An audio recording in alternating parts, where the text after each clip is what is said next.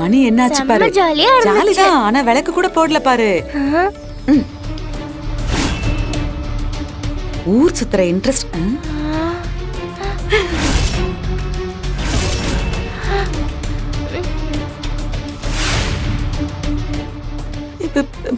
இவ எப்ப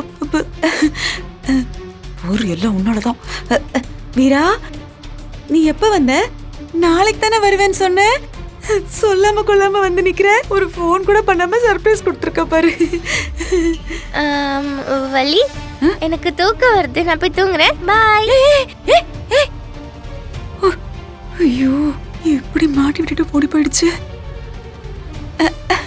பாவம், ஒரே அலுப்பு, அதுதான் ஓடிட்டா.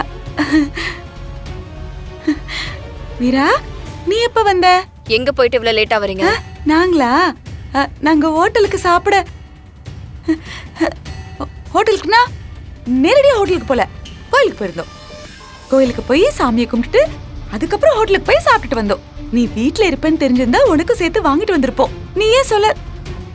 ஏன் வலிமா இப்படி போய் சொல்றீங்க? நான் உங்களை எவ்வளவு நம்புறேன். உங்களை நான் வார்த்தைக்கெல்லாம் அம்மான்னு சொல்லல, என்னோட சொந்த அம்மாவா தான் நினைக்கிறேன். ஆனா நீங்க என்னையவே ஏமாத்திட்டீங்கல்ல.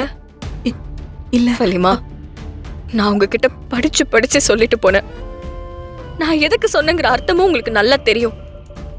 ஆனா அதையும் மீறி நீங்க போயிருக்கீங்கன்னா அப்ப நான் உங்களுக்கு ஒரு பொருட்டே இல்லை, அப்படித்தானே? இவன் என்ன சொல்றது, நாம என்ன கேக்குறது? சரி வலிமா.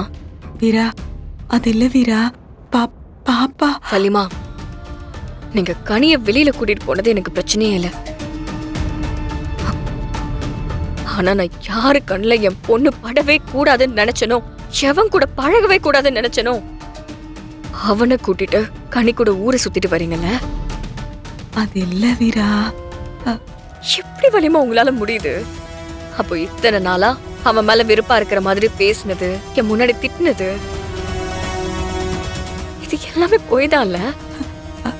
வீரா, அது வலிமா, எதுவும் பேசாதீங்க வலிமா.